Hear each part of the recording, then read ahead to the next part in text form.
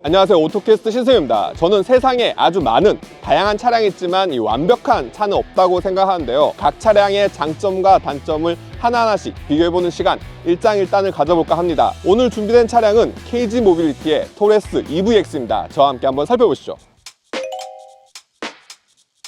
토레스 EVX 같은 경우에는 출시에 앞서서 굉장히 많이 논란이 됐던 부분이 하나 있어요. 바로 배터리 때문인데요. 중국 BYD에서 제작한 LFP 리튬 인산철 배터리가 장착되면서 배터리 성능에 대한 우려가 좀 많았습니다. 리튬 인산철 배터리 같은 경우에는 장점과 단점이 공존을 하고 있기 때문인데요. 장점으로는 내구성이 좋고 안정적입니다. 폭발이나 화재에 대한 위험이 낮고요. 그리고 결정적으로 가격이 저렴해요. 하지만 단점도 분명히 존재하죠. 부피가 크고 에너지 효율이 낮아서 겨울철에는 효율이 더욱더 떨어진다 라는 단점이 분명히 있는데요, 최근에 배터리 셀 패키징 기술이 진화되면서 조금 더 촘촘하게 배터리 패키징을 할 수 있는 기술들이 발전되고 있고, 상대적으로 가격이 워낙 저렴하다 보니 이 리튬 인산철 배터리를 국내 배터리 3사에서도 점차 개발을 하고 있고 관여도를 많이 하고 있어요. 이제는 현대기아 차에서도 중국형 모델이나 저가형 모델에는 이 리튬 인산철 배터리를 적용하고 있습니다. 일반적인 국내 환경부 인증 기준으로 1회 충전 주행 가는 거리는 18인치 타이어 기준으로 433km입니다. 20인치 같은 경우에는 400km를 갓 넘기는 수준이기 때문에 18인치를 많은 분들이 선택을 할 것 같아요. 저온 주행 가는 거리는 환경부 기준으로 333km입니다. 거의 한 100km 정도가 떨어지는데 상당히 선방을 했다라고 말씀을 드릴 수 있을 것 같아요. 국내 환경부에서는 영하 6.7도를 기준으로 이 저온 주행 가는 거리를 측정을 하는데, 아무래도 인산철 배터리 같은 경우에는 겨울철 저온 주행에서 배터리가 약해지는 것이 있기 때문에 배터리 히팅 시스템이 장착되어 있습니다. 상대적으로 다른 경쟁사들, 다른 경쟁 모델과 비교했을 때 배터리 히팅 시스템의 차이는 상온 8도부터 적용을 한다고 해요. 상온 8도라고 하면 지금 가을 아침 날씨 정도 되는 시점인데요, 사실 열에 강하기 때문에 여름에 조금 더 강할 수 있고 폭발이나 화재 위험에 강하지만 저온에서는 조금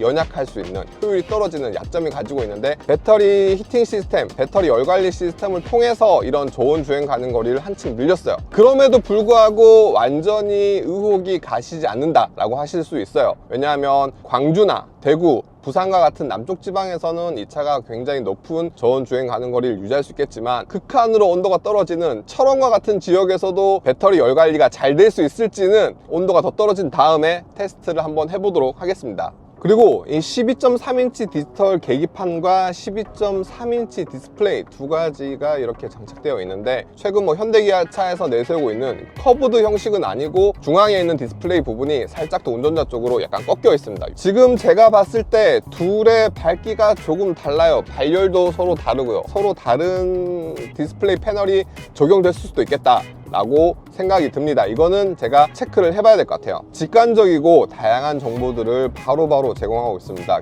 자율주행 보조라든가 내비게이션을 띄울 수도 있고 많은 것들을 할 수 있습니다. 중앙부 공조 부분에 대한 조절 장치는 조금 아쉽습니다. 터치 방식으로 열선과 통풍 시트, 그리고 공조부 에어컨까지 다 조절을 하고 있는데, 이렇게 큰 화면으로 확인을 할 수도 있고요, 이런 디스플레이 지도에서 이렇게 작은 화면으로도 처치할 수 있는데, 작은 화면 같은 경우에는 운전자 입장에서 조금 더 멀리 찍어야 되기 때문에 운전 중에 자세를 많이 움직여야 되고 시야가 이동되기 때문에 좀 불안정할 수 있습니다. 그렇기 때문에 명령어 방식으로 스티어링 휠에 있는 단추를 누르고 실내 온도 낮춰줘,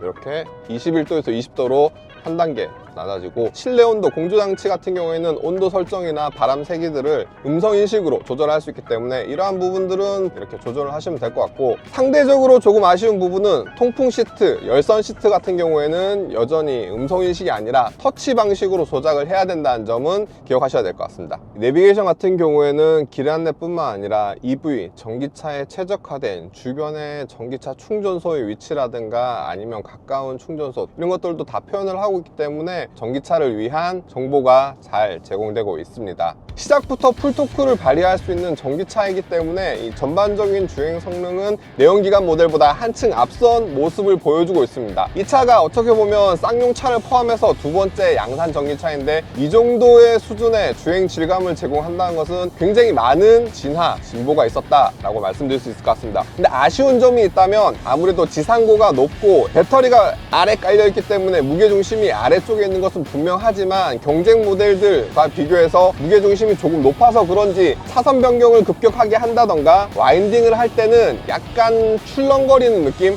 전기차가 사실 이렇게 출렁거리기가 쉽지 않은 상황이거든요. 전기차 같은 경우에는 워낙 무게중심이 아래에 깔려있기 때문에 차분한 느낌, 쫙 깔리는 느낌, 속도가 높을수록 그런 게 있는데 살짝 불안한 느낌. 직선 구간에서는 많은 부분에 진보가 있었지만 이 연속된 차선 변경, 와인딩, 고속 곡선 이런 부분에 있어서는 살짝 아직은 이 부족함이 느껴지는 것 같아요. 운전자 보조 시스템, 반자율주행 시스템 같은 경우에는 의외로 기본 모델부터 많은 것들이 들어가 있습니다. 어댑티브 크루즈 컨트롤을 비롯해서 차선 중앙 유지 장치, 차로 이탈 경보 및 차로 유지 장치 등 이런 것들이 다 웬만한 것들은 들어가 있어요. 긴급 제동 장치도 포함해서요. 반자율주행은 생각 외로 후발 주자임에도 불구하고 많은 부분에 있어서 따라왔다. 굉장히 만족스럽습니다. 다만 아쉬운 점은 이 차로 이탈 경보음이 너무 지나치다, 과하다 라는 생각이 드는 게, 차로 이탈 경보 같은 경우에는 이렇게 잠시 휴식을 취하시오, 운전자 주의 경보까지 함께 울려요. 그러니까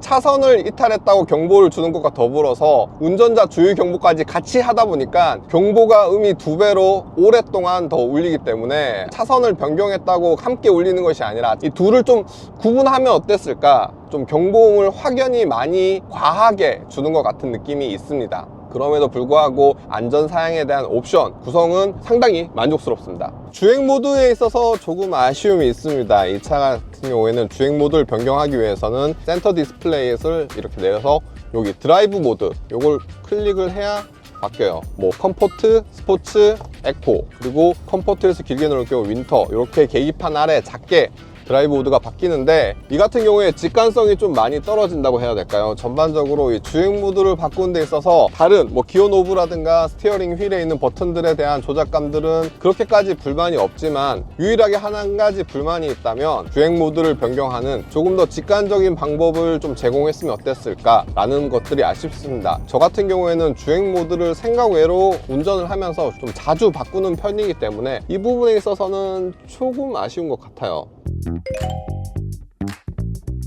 제가 생각하는 장점 하나는 이 가격 경쟁력입니다. KG 모빌리티에서는 경쟁 모델을 EV6 그리고 아이오닉 5를 꼽았지만 기본 차량 가격이 5천만 원 초반대고, 이 차량이 친환경차 세제 혜택을 받을 경우 4천만 원 후반대 가격을 시작합니다. 그러다 보니까 가격대만 본다면 니로나 코나 EV가 조금 더 이 차량과 경쟁에 맞는 것 같아요. 최신 운전자 보조 시스템도 다 기본 모델부터 충분히 갖춰져 있고요. 한층 더 큰 공간과 차체 크기를 가지고 있습니다. 그리고 주행 가는 거리도 훨씬 더 길어요. 리튬 인산 배터리를 장착했지만 배터리 용량이 훨씬 더 크기 때문에 주행 가는 거리도 더 길고 저온에서도 주행 가는 거리가 더 길고 있습니다. 그러다 보니 이 차의 가장 큰 장점은 가격 경쟁력이지 않나 라는 생각이 듭니다.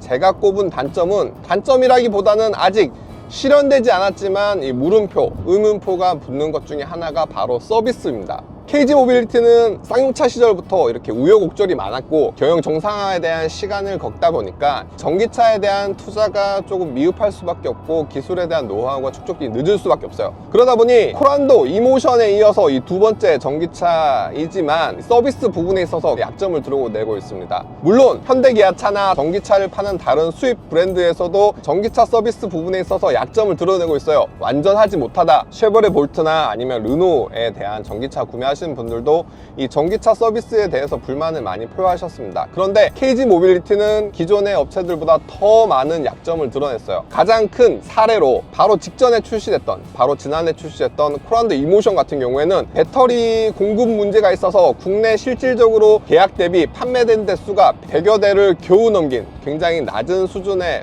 판매량에 불과했지만, 이 계기판의 불량이라든가 충전에 대한 불량 이슈, 그런 것들이 났을 때 KG 모빌리티, 그 당시 상용차에서 이 차에 대한 수리 서비스를 제대로 제공하지 못했어요. 그러니까 100대밖에 판매를 하지 못했는데 100대에서 발생하는 이 불량, 차량 초기 불량을 잡지 못했거든요. 그렇다면 불과 1년 사이 KG 모빌리티로 바뀌면서 전기차 부분에 대해서 전기차 전문 정비 인력을 확보했는가, 정비센터 공간을 확보했는가, 이런 교육들이 이루어졌는가, 협력사에 대한 그런 것들이 전혀 없었어요. 그러다 보니까 KG 모빌리티에서 전기차에 대한 애프터 서비스가 역량이 많이 떨어진다고 생각이 됩니다. 이 차량에 대한 기본적인 상품성과 가격 경쟁력은 상당히 높지만 대부분의 신차가 어느 정도 불량이 발생할 수밖에 없는데 그 분량을 제대로 잡을 수 있는 서비스 네트워크가 갖춰져 있는지 그 부분에 있어서는 분명히 의문이에요. 조금 더 이러한 서비스 부분 영역에 있어서는 약간 물음표가 있습니다. 단점은 아니고 물음표. 물론 빠르게 외부의 인력을 충원하고 투자를 적극적으로 한다면 모르겠지만 서비스 네트워크의 확장 부분에 있어서는 투자 순위에서 후순위로 밀려있기 때문에 그 부분에 있어서는 KG 모빌리티의 이 전기차 부분에 있어서 약점으로 드러내지 않을까. 오늘 하루 저와 함께 이 토레스 EVX에 대해 간단히 살펴보셨는데 어떠셨나요? 차량에 대한 기본적인 상품성 그리고 가격 경쟁력은 굉장히 우수하다고 생각이 됩니다. 그러나 KG 모빌리티가 가지고 있는 전기차에 대한 서비스 능력에 대해서는 아직까지 물음표가 남아있는데요. 이번 영상이 여러분의 선택에 조금이라도 도움이 되길 바라면서 전 지금까지 오토캐스트 신승이었습니다.